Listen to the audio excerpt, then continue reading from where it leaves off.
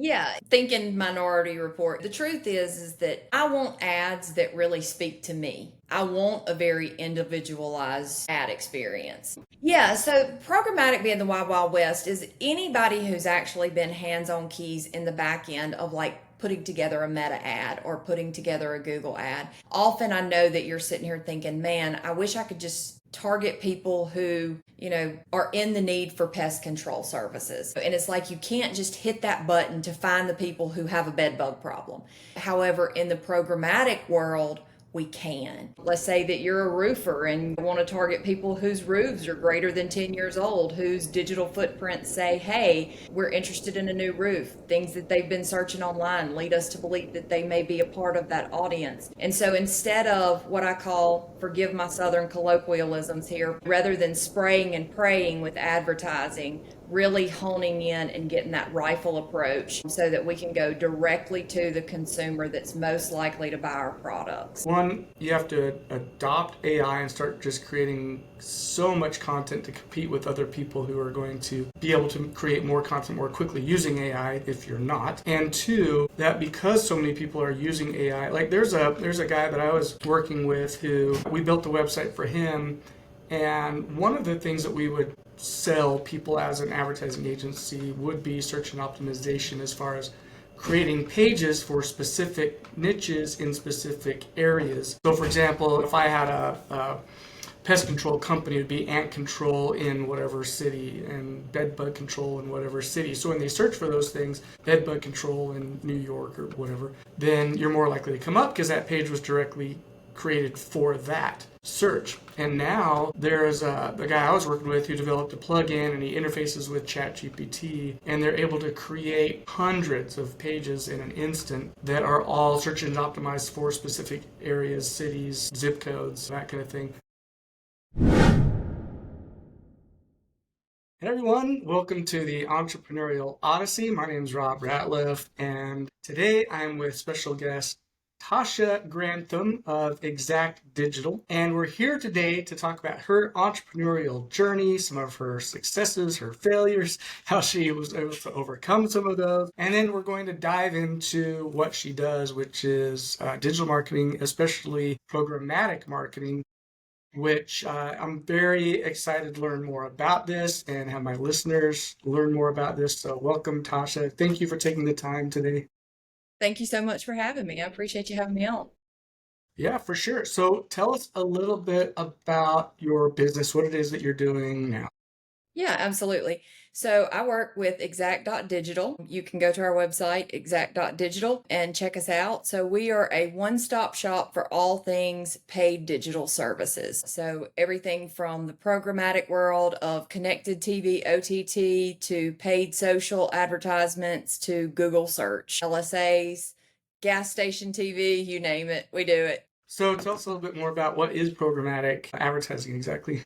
Yeah, so programmatic advertising is basically the automated buying and selling of digital advertising space, utilizing like real-time bidding and specific algorithms to make sure that you're hitting the right audiences. Okay, so it's all about targeting Absolutely. multiple spaces. Yes.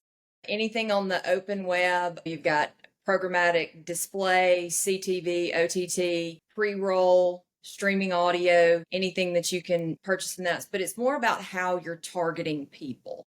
And Hmm. so I know we've talked in the past and you've heard me refer to programmatic as like the wild, wild west of paid digital. The reason why I refer to it as that is because I know anybody that has been like in the background who has hands-on keys inside platforms such as like Google and Meta. A lot of times you're thinking, man, I wish I could just get the audience that I really want to reach. Hmm.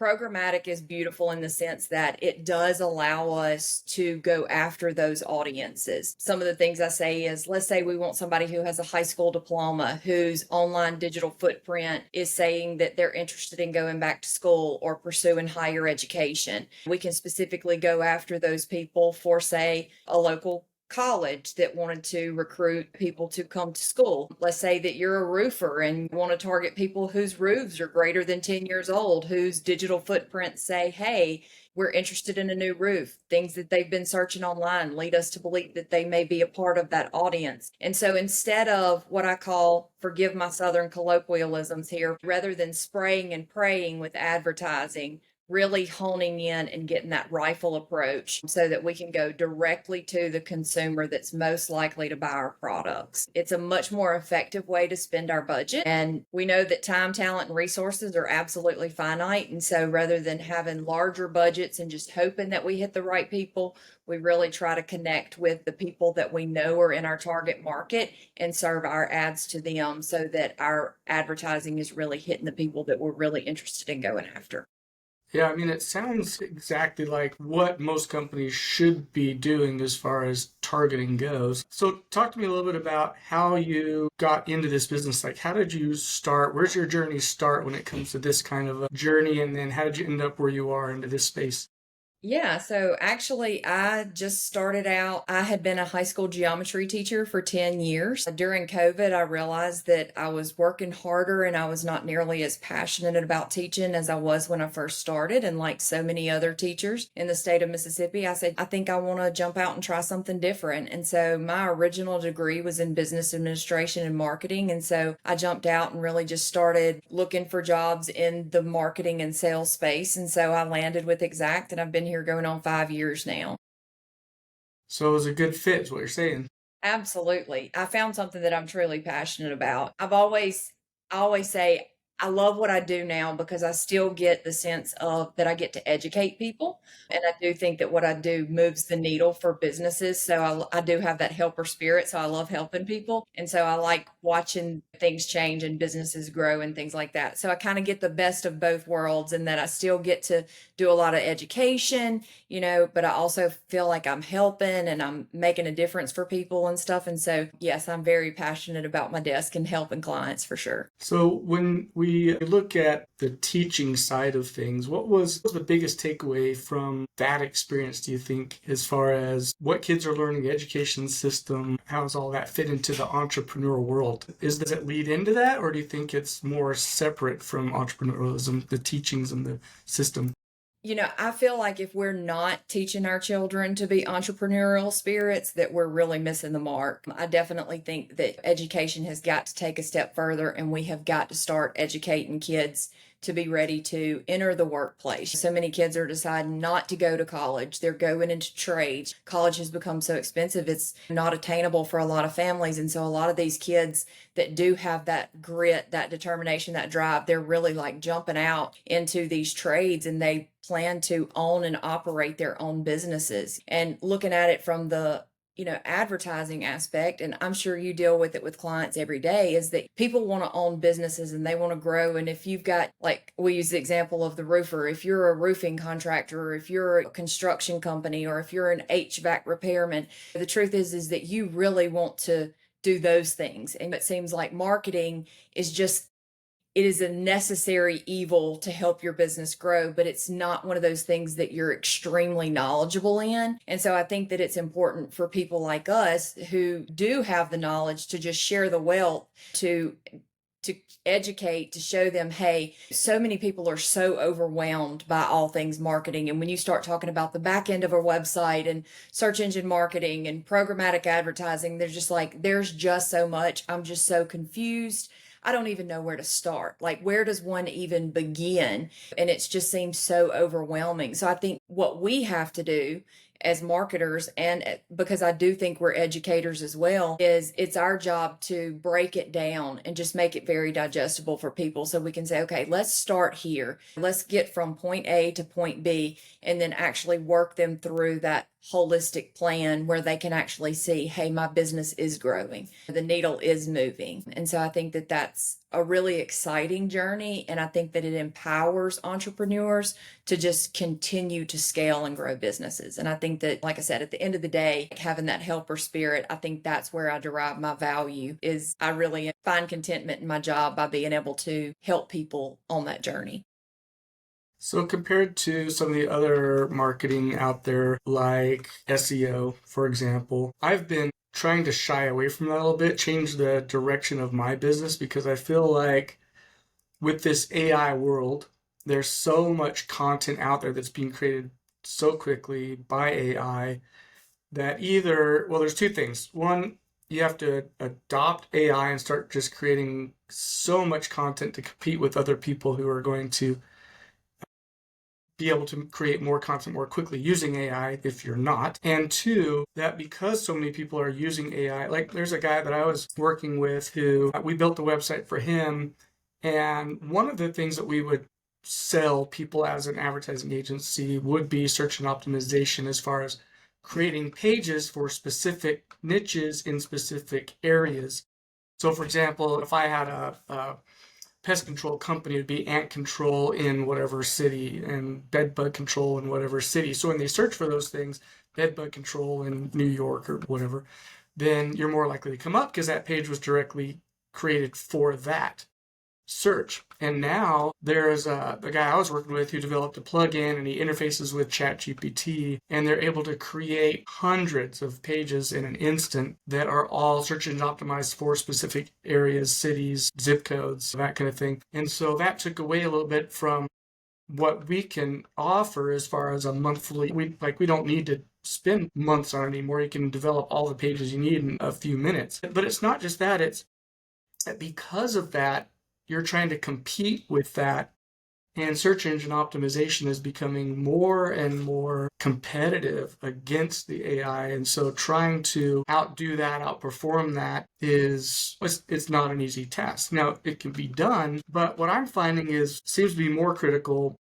or a better use of your budget, is instead of spending money and time building out a bunch of pages, just picking the right audience, getting ads in front of those audience with the pain points that person that you're targeting needs. And that seems to be much more effective from what I've seen than spending all your money search engine optimizing or posting on Facebook every day to the same audience over and over again. So tell me a little bit about how do you feel about it? You think I nailed that? Am I right? Yeah, no, absolutely. So I will kind of tell you the way I explain it to people who don't really have an understanding of like the difference between organic and paid. And I explain it with everybody so familiar with like the weight loss drugs right now. Search engine optimization is the diet and exercise. It is the long-term cardiovascular health. It does take a while to build up and create a presence. And it is about making sure that you have things in the back end of your website that Google can crawl easily and recommend you for things that it thinks you're a good fit for. And like you said, AI has come a long way in that, and it has become very competitive. And so as you're moving, you have to realize your competitors are moving too. And so it's not like you can just do those things and it automatically happens, because everybody's moving in the same direction. It really does take time to build and show a change. Whereas I say that the paid side of things is more like your weight loss shots. It's that let's get quick results, but it's also what I call the pay to play environment. And the moment that you quit paying, you quit playing. And so I like to describe them those different ways. And so there's value in absolutely in both of those. The truth is that what you invest into your website and the backlinks into the back end of your website and your local search and making sure that Google can crawl you, those are things that you own. They become investments into your website, and you get to keep those long term. Whereas search engine marketing, if you quit paying for those, then you quit getting placed first and you start losing that lead volume. And now there's so many wonderful things that are coming on that people are just not even familiar with, like your local service ads. So if you have a brick and mortar location and provide a service, instead of doing pay per click, which is search engine marketing, you can actually do something that Google offers now, which is called local service ads, where you actually pay per lead. And that's really fun because you can actually have people call into your business, and the phone calls are recorded from start to to end, and you can actually hear that. And so there's a lot of valuable information to be gained from listening to those leads come in. How is our sales staff engaging with these leads when they come in the door? Is there things that we can change on that front? We always say we can lead the horse to water, but you can't make them drink. And so being able to have, that phone call there really makes a difference there as well. Yes, SEO you could do those things and you could build it over time and you could see it. But what I have seen is so many legacy businesses that have been in business for 20 or 30 years who have just done word of mouth. And now all of a sudden it's like they're starting to starve to death. And what they don't realize is that they haven't had to do anything over the past 20 or 30 years because they've just done great business. And so they've been kind of maintaining, but now what's happened is we've got new players in the market who are doing all the things. They're doing the SEO, they're doing the SEM, they're doing the programmatic advertising. And so they're moving while you're sitting still. And what happens is the gap widens. And so the truth is that I tell everybody, if you want to hide evidence of the dead body, hide it on page 2 of the Google search results because nobody's looking there. So as those people move up, then somebody has to move down. And so what happens is when people start looking on Google, on Bing, even places like YouTube at times, they go to the first 2 or 3. And then by that time, a lot of times they've already made a decision. And so if you're not there, then they just don't even get to you in the running. And so I do think that advertising is so important. I do think that we can be very targeted, very strategic with it, and it doesn't take a massive budget to be able to get to the right people. Yeah, definitely think that there's some benefit to using a more strategic approach rather than what I call the spray and pray approach. Yeah, exactly. So let's talk a little bit about the programmatic marketing when it comes to retargeting and how important that is too. Yeah, so I think that people think about programmatic incorrectly. So I'll use, let's say, CTV OTT, for example. And so a lot of times when businesses used to want to do like traditional advertising, they would go to like, say, Channel 3. And they would go to Channel 3 and they'd say, I want to run this TV commercial. And so your hope was that people were watching Channel 3 at the time when your ad came on. And that's just not the way it works anymore. So what we have the ability to do is say, okay, we want the person that's in our target market who's most likely to become our customer, and we want to serve that ad to that person. Now, there's a couple of different ways that you can target that person. So you can do behavioral, you can do deterministic, you can do location, which I love a good device ID geofencing campaign where we can drop digital fences around a location. The magic happens on the phone, where we carry these attached to our hip everywhere we go now. And so when I walk into that particular location with this phone has what I call for lack of a better word, it's an SEID number, but I call it the phone social security number. It lives and dies with the telephone. And so when I take that phone into a location, it reads that SEID number and then it tracks back to my home Wi-Fi box. And then it can start serving me connected TV ads. Because I was in a certain location, we know that I'm part of the target market. And so then I serve the CTV ad, and then I can retarget and I can say, okay, if I received a CTV ad, now I want that person to receive a native display ad. And then that native display ad draws them to the website.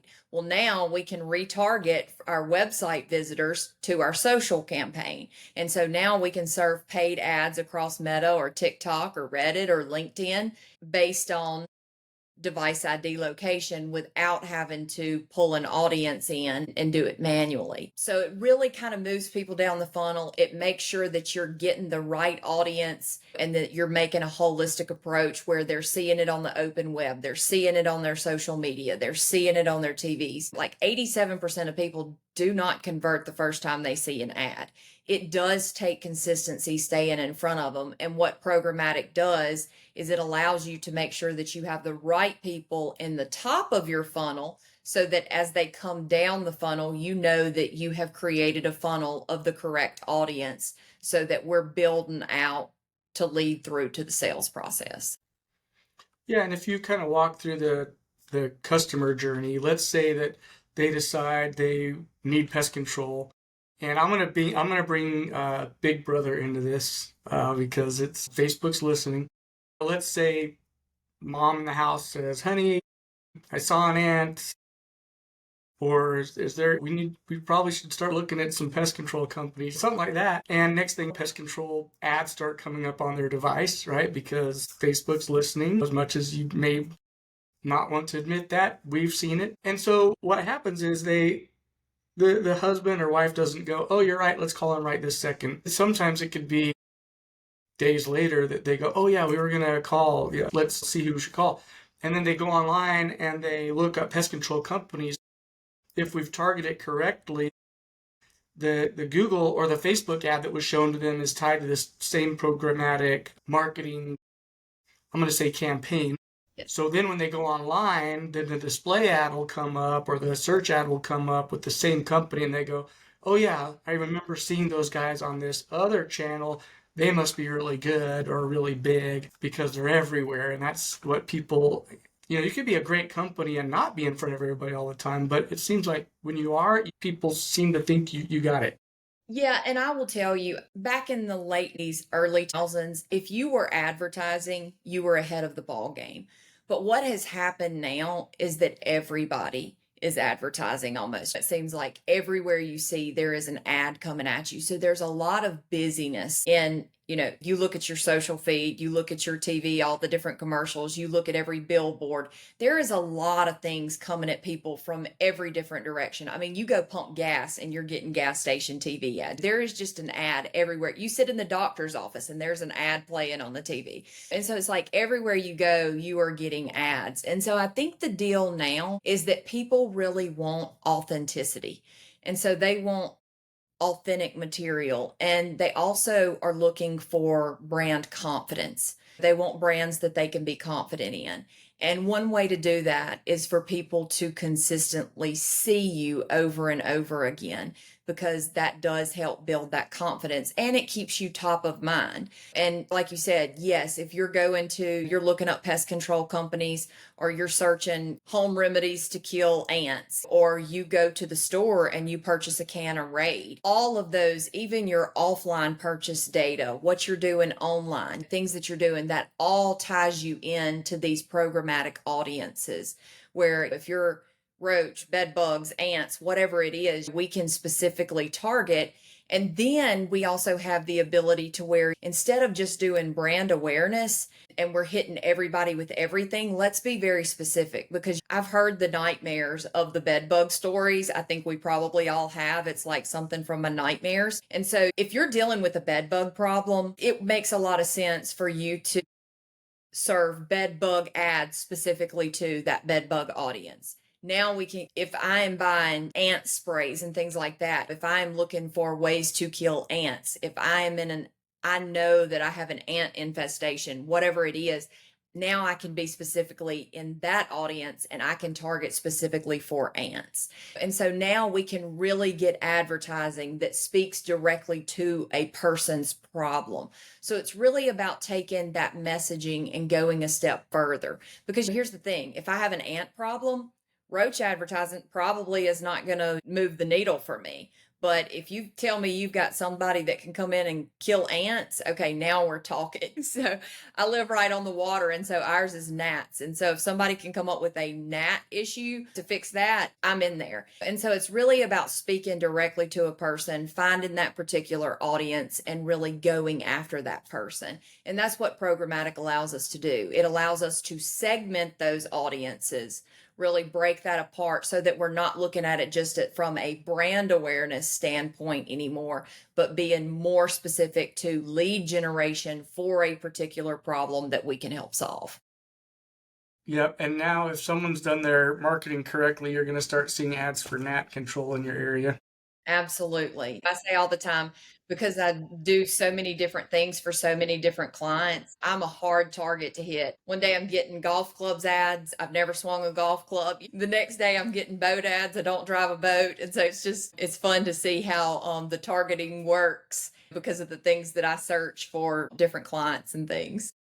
Well, it's funny. I was on ChatGPT the other day and I was asking ChatGPT to teach me Spanish. And so we were talking in Spanish and it would say something and I would repeat. And I was just working on that kind of thing. And then it wasn't an hour later and I started getting YouTube ads in Spanish. And She's like, I don't actually speak Spanish. I don't know Yes, I had the what you're exact saying on your ad right now, but it local heard college. me. Yeah, local college running advertisements for Spanish speaking students. And so Spanish speaking ad, and I'm putting that together. And then the next thing you know, I'm getting CTV ads in Spanish. And I'm going, whoa, our algorithm's real off right now. Yeah, Yeah, it's not always what's right in front of you. absolutely. I think the other thing is when people look at advertising on TV, they're thinking old school, it costs hundreds of thousands of dollars for a single commercial. Things are so much different now. So let's talk a bit about what pricing looks like as far as cost per ad, what kind of channels you can get on, and how much you're looking at per view, per person, and that kind of thing. Yeah, so honestly, it really depends. The more you add into your audience, the more that it can change your CPM. But you're looking at, if you said connected TV and you were doing zip code targeting, I mean, you're looking at like less than $30 per thousand ads served. Not expensive at all.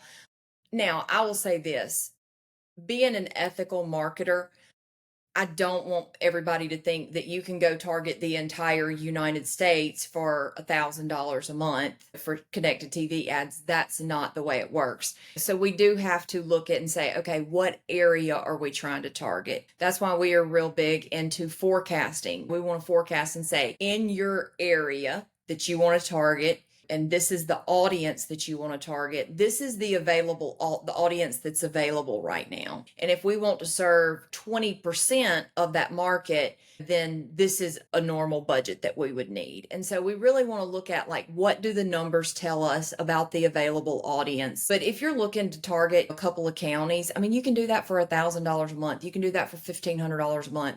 Don't think that it has to be a $25,000 budget to be able to run a connected TV ad. I think that the days of that are gone. I also think something else that people need to do is, if you have a legacy business that's been buying broadcast for a really long time, I think it's important for us to actually look and see, like, okay, how many people have cut the cord in that area? How many people are actually on connected devices now? Meaning like Hulu, Roku, Pluto TV, Tubi, Freevee, all of these different streaming platforms that you can get on versus are still connected to cable. We need to check that out, because if we're still running 70% of our overall marketing budget in an area where 80% of people have cut their cords, well, that means that 70% of my budget is only reaching 20% of the people that it used to reach. And so I'm still spending a significant amount of my budget, and I'm reaching less and less people. And so we've really got to, like, look at that and see, like, how do we determine the best use of the money that we have to reach? It's not about reaching so many people, but about reaching the right people, the people that are in the audience that I want them to be in, that are going to, or most likely to, buy my products, and then actually walking them through that funnel and staying top of mind for them as they go through that purchase decision journey. Well, and like you said, I mean, $30 for 1,000 views, that's like what, 3 cents Yes. per video ad? I mean, 3 cents to get in front of somebody who you've targeted with who we think is going to be the ideal customer for that particular ad to see that. And you're talking about 3 cents to get in front of them. And maybe you have to get in front of them a few times, but depending on what it is that you're selling, I mean, 3 cents is a pretty small price to pay to get your information in front of the right person. Absolutely, it is. And so many people use like direct mail, or use their CRM lists and things to send out direct mailers, which are very expensive. You can take that exact same list and you can follow up with an ad online, like a display ad, for less than a penny a piece. And so when you start saying, okay, now I can get in front of them in paper, now I can get in front of them digitally, in different ways, we can move the needle with not a lot of budget. I think of it this way, like, let's say if it's a bank and we've got X number of customers that have a checking account. Okay, well, now I want to take my CRM list, of people that have a checking account, and I want to send out messaging to them about this great new savings account offer that I'm offering as well. And so it's a great way to not just attract new customers, but also to attract our loyal customers to continue to be loyal. If I've got a checking, now I've got a savings. Now I need a HELOC or a home loan. And so it is more about getting into the sales cycle within my business and making sure that my customers are utilizing all of my offerings across the spectrum. Also, you can take those CRM lists. All you have to have is first name, last name, physical address, or first name, last name, email address. You can match that back to social accounts and you can upload that. You can create lookalike audiences, because if those people are my customers, then I also have people who demographics look like them that are most likely to become customers as well. So I can create a lookalike off of those. And that may be the people who make about the same amount of money, who live in the same neighborhood, who work the same types of jobs, whose children attend the same schools. There's lots of different demographics that go in there that tie people into those audiences together. And then we can serve to those people because they look very similar to the people that we're already serving. So there's a lot of really cool things that you can do. And you used to be able to just do that in the social environment, but you can do that in the programmatic environment now as well. So talk to me a little bit about, I think when we were talking, and this is that question I was going to ask you, we talked about the programmatic advertising is like the Wild West right now. What did you mean by that? Yeah, so programmatic being the Wild Wild West is anybody who's actually been hands-on keys in the back end of like putting together a Meta ad or putting together a Google ad.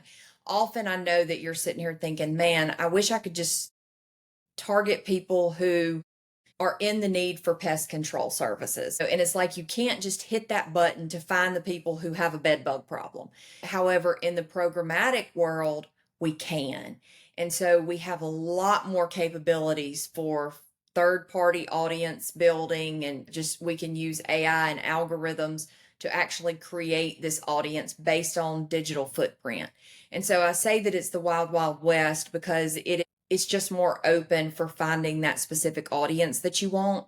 And so the thing about programmatic is it's a little more top of funnel. Google search is usually the last thing somebody does before they make a purchase decision. So we consider that very low and bottom of the funnel. And so I say programmatic a lot of times does not get the attention that it deserves, just because it's like we were running a campaign and it was for a credit union, and they said, hey, we were running CTV ads, and in 1 month we had 109 conversions come through for applications filled out, but it doesn't seem like we're getting as much as we thought we would get off of CTV. And it's like, okay, but go look at the bottom of your campaign. And since you started running your programmatic advertising, even though we are tracking conversions and you want more than what you're getting, go look at your Google campaign.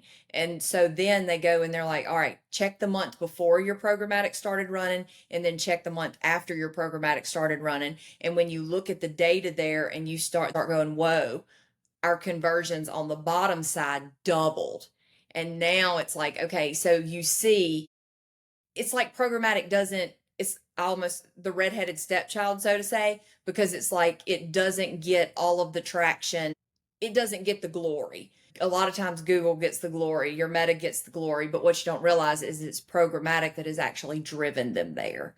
And so, and the reason why that it's so good is that because we're able to find that correct audience, and then we can drive them down the funnel. So you start seeing some lift in the bottom of your funnel based on what you're doing at the top of the funnel. Yeah, and that can also be very strategic. It doesn't have to just like the spray and pray kind of thing. I mean, you can create a campaign that's top of funnel that has them go to a website or call or something to start down that funnel. So talk to us a little bit about if we were going to build a campaign where we had, I'll let you pick, I'm putting you on the spot, I know, but basically putting a plan together of take them from they've never heard of your company before to becoming buyers. How does programmatic and then Google and Meta and all that fit in to find that client and then pull them down to where they become a customer? You want to give me a specific example of just a company? Give me a genre, Yeah. give me an industry. Yeah, maybe one that you've recently worked with that, hey, we ran this campaign that worked really well because we went from programmatic down to this, and we set it up in a way that people could click on the ad to go to the website, and then that started them to get their free brochure, whatever. Something that basically took them from never heard of the company to becoming a customer. What does that look like if you're strategically planning it out, not just, hey, let's post it again on Facebook and see what happens? Yeah, absolutely.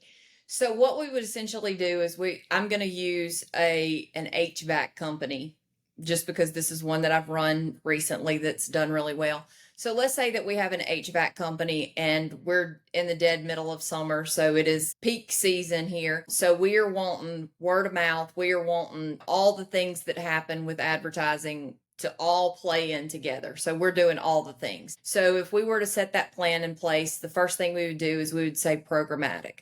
We want to do connected TV commercials just because it does elevate a brand to have a TV commercial. So I'm a big believer that video commercials really do help build brand confidence when people see those advertisements. It does legitimize your company. So I think that CTV is very important, especially in like the services industry. So set out that CTV ad, and then what we're going to do is we're going to retarget anybody that receives a CTV ad. We're going to retarget them to start receiving a display ad. The reason why we want to retarget them to receive a display ad is because that is a clickable thing. So Yeah, what that then does, let's talk about display ad. What is a display ad exactly? Where do ads display when you say yes, that? anywhere on the open web. So I know you've seen them like at the top of the website. The way I would consider it is like an online billboard. Do you follow that? And Yeah. so, they're going to be on any website that allows open programmatic advertising to be placed. So that can be if somebody's going to Dick's Sporting Goods, you can see them in the right hand corner. If you're reading a news article, you'll see them at the top. You'll see them on the sides. If you're scrolling on your phone, you'll see them and click on them and things like that. You see them in apps, you see them all Absolutely. anywhere that you can put up a picture, an image of a Yes. logo, whatever, it's going to be there. Yes, I consider them online billboards is the best way I would describe it, but it is clickable. So what we would do is we would serve that CTV ad, then we would retarget to a display campaign. And so then our goal is if they've seen the CTV ad, now we're retargeting them here, which means that our click-through rate is going to be a little bit higher. And then we're going to get them to the website. Then once we have them to the website, we know, okay, they've received a CTV ad, they've received a display ad, they've driven to the website, and we can do a specific landing page for this so we know that it's tied to our campaign. And then we can retarget to our social media, TikTok, Facebook, LinkedIn, Reddit, Pinterest. There's a ton of them that you can do, but you can retarget to any social platform that you want to retarget to. And so then we would put on social, and then our goal is just to drive them back to that website, eventually tracking either a phone call or a lead form, or usually the two, or an app download. But usually the two main ones are going to be phone calls where people are calling in to get or to book services or to fill out a form for you to contact them. Well, and when we say retargeting, just to kind of clarify that too, just to make sure that the listeners are clear on what that means. It's the concept of you go to Amazon and you look at a pair of shoes and you start seeing that pair of shoes everywhere you go all over the web because you're being retargeted. There's a bit of code on the Amazon site that recognizes your IP, and so it starts serving you that ad saying, hey, you were interested in this, don't forget about it. Now, some people may think that that's kind of intrusive, but in reality, I think let's go back to like the pest control or HVAC even. You originally start the journey looking for help with your HVAC and life gets in the way. So having these display ads retargeting you that keeps them top of mind. Oh yeah, I need to do that. Then that's what retargeting is about. It's not necessarily just to keep hounding you. It's so you don't forget. And there is limits to that. I think most people set it for 30 days or 60 days, but not much beyond that. Once, that time's passed, they kind of figure you're not interested or not looking anymore. But it is, in my opinion, very critical and very important to any campaign to do that retargeting to keep you and your business top of mind. Oh, absolutely. No, I'm a huge fan of retargeting being a part of a plan. It definitely makes a difference. Like I said, 87% of people are not going to convert on the first time that they land on your website. And so that means that you have to stay in front of them. I do this for a living and I say I get hook, line, and sinkered all the time because I'll go on TikTok, I'll see something that I like, and I'll go and I'll check it out, and then no, I don't need that. And then I'll go off. And then the next thing, every other ad I get is for this. And I'm like, maybe I really do need this. And then before you know it, you're getting pillable lip gloss. And so it happens. It happens all the time. So it's definitely something that it does work. It absolutely does work. And it's about staying in front of people. If you're not staying in front of them, somebody else is. So it's very important to be top of mind, to follow them through that journey as they're making their decisions. Now, let's say that there is a chance that regulation can come in, more privacy laws that could affect how retargeting works, campaigns work, things like that. But I want to go down the rabbit hole here. Let's think Minority Report.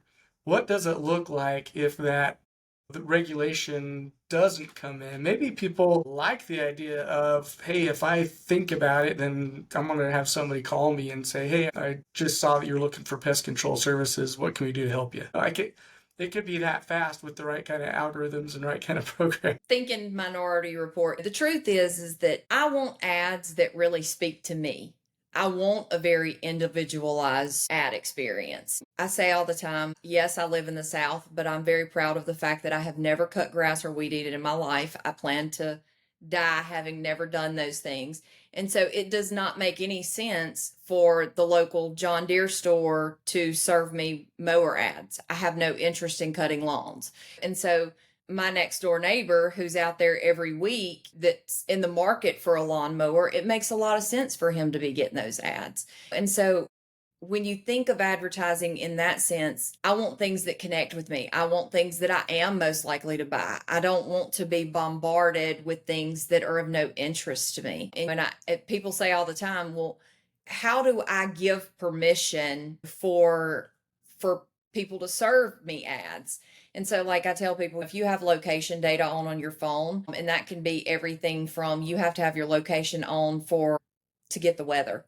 When you turn those location services on, you are giving permission for people to serve you location-based ads and things like that. Can you go completely dark and turn everything off? You can turn off all your ads experience. You can turn off all your location services, but it does truly take away some of the functionality of your phone and what you can do and things like that. And the moment you turn it back on, it comes back on. There has been a lot of talk of like a cookieless future where, it doesn't track you. And I know you've noticed like when you go to websites now, you can opt out of the cookies. You can reject all the cookies and things. And that's why I tell people with your businesses, it's so important to make sure that you are tracking the customers that you get through the door and have a really good CRM system where you can actually track what they've bought, what they're most likely to purchase in the future and things like that so that we can hit them with targets. Because if you have first party data, you can go after first name, last name, physical address, first name, last name,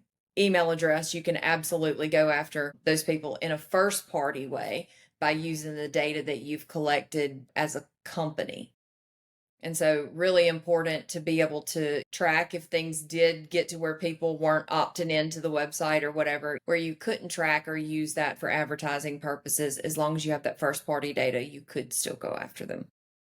Yeah, well, we talked about things like the geolocation. So if it's lunchtime and you're next to a restaurant, you could see an ad pop up on your TikTok video that you're watching about the restaurant that's right next door to you. I mean, that's kind of the power of that. There are also scenarios, for example, again, talking Big Brother and Minority Report, where a lot of these stores, let's say you're in Bath and Body Works or something like that. I don't even know if they're still around. It seems like there's companies going, I don't know if they're, anyway, I'm sure they're still around, but was it Bed Bath and Beyond? Maybe that's not. Bed Bath and Beyond went out, yeah. Went out, okay. So Bath and Body Works might still be there. But let's say you're in Bath and Body Works and you walk up to a specific candle, you smell that candle, you put it back on the shelf, you don't buy it, and then you go with the rest of your whatever you purchased, your lotions and soaps and things, and you purchase those. Now the cameras track to the counter when you check out, they pull up your membership to give you that discount, which now they can tie your face to the membership account. So now they know this account number belongs to this person's face. And so they could essentially, and I don't know if they do this, but it's possible, they could take your facial features, put that into some kind of algorithm, and then you'll get a coupon in the mail for that candle that you smelled. You didn't buy it, but you're interested enough to smell it. Here's a coupon for 20% off that candle because it tracked you through the store. And I don't know if that stuff's out there yet, but I know they do have people watching you on camera, so it could be a possible future. Yeah, no, absolutely. And I will tell you, one of our actual partners has one of the best systems in the world, and that's Target for data. Target can tell you that if you purchase something off of aisle 5, that you're 62% more likely to purchase something off of aisle 19. And that is the reason why the aisles are set up the way they are, because they don't want aisle 19 and aisle 5 to be next to each other, because they want you to have to walk through the store. Because if they know you're 62% more likely to purchase something that's across the store, then we know we have to walk past other merchandise to get to there. So we're also more likely to purchase XYZ on the way to aisle 19. And so even the way that the stores are set up is very strategic in using that purchase data and using shopping patterns and things. So it's absolutely happening. My boss, one of the things that he says, there was actually true story. There was a company that a dad reached out and said, "Hey, my wife has died and I'm getting hit with all these ads for diapers, formula, things. And it's nobody but, me and my young daughter here. Your targeting is way off." What they didn't know is that the store knew what dad did not know, and that was that his 15-year-old daughter was pregnant. Okay, see? Yeah, And it so knows. Big back, Brother like, knows. okay, it makes sense now. But that was based on their IP address. She was looking up pregnancy symptoms. And so based on the symptoms that she was entering, it was very likely that she was pregnant. So we can determine if we have a late menstrual cycle and we have morning sickness and we're having some of these types of things, that now we know that a woman is potentially pregnant, and we can determine if she is pregnant, then in 9 months she will need formula, diapers, she will start purchasing car seats. And so now it makes sense for Graco to start serving ads for car seats. It makes sense for Dr. Brown to start serving ads for their particular bottle. It makes sense for Pampers to start serving ads for their particular type of pamper. And so it's very deterministic about how somebody gets put into an audience, but a lot of it is what are we doing that is led to believe that our digital footprint, if you are a circle member at Target and you go and you purchase something on your circle card, it can actually use your purchase data, and it can say, okay, if I'm buying vitamins, that it could put me in a health and wellness category. Well, then that means that they might start serving me, and a company might start serving me protein powders, because if I buy vitamins, I'm 10 times more likely to buy a protein powder, and those types of things. And so a lot of it is if X, then Y.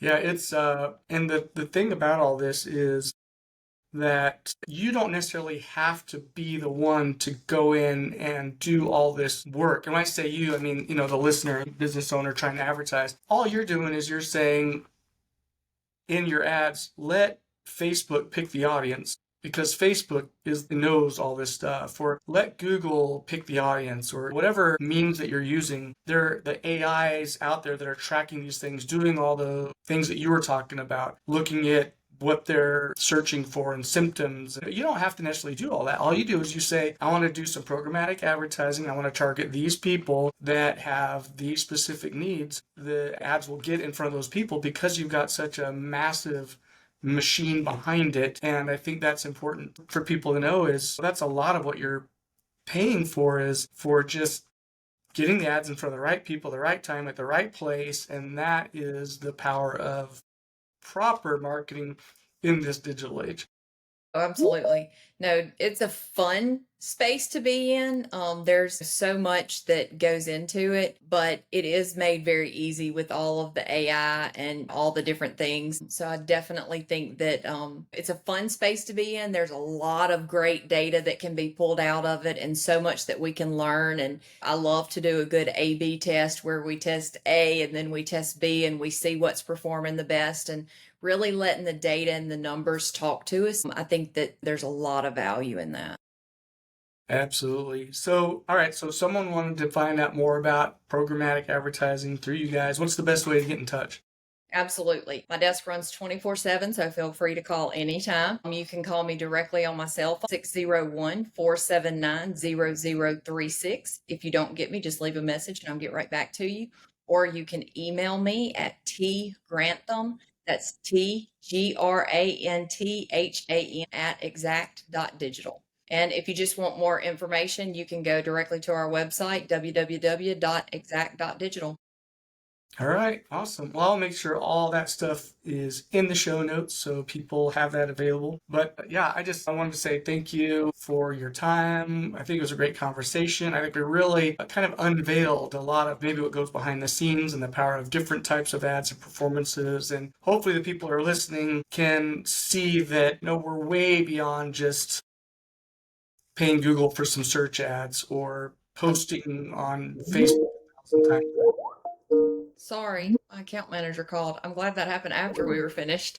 Yeah. So no, I think it's just as the people are listening to this, they can realize there's so much more to advertising. And, I think I think that the main goal of this show is if you're really looking to up your game, start looking at the programmatic space with proper targeting, understand your audience, what their needs are, and if you can come up with the ideal audience, Absolutely. caution Well, you, and I you think can find them.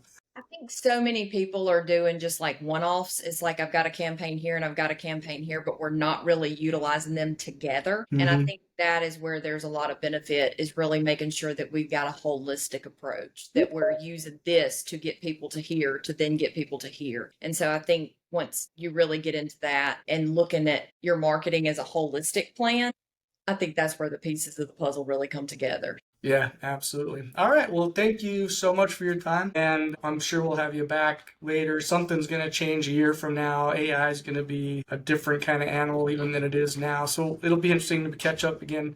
We'll have you on here and talk about what's new. Absolutely. Sounds great. Thank you so much for your time, Rob. You're welcome. Thank Have a you. good one. All right. You too.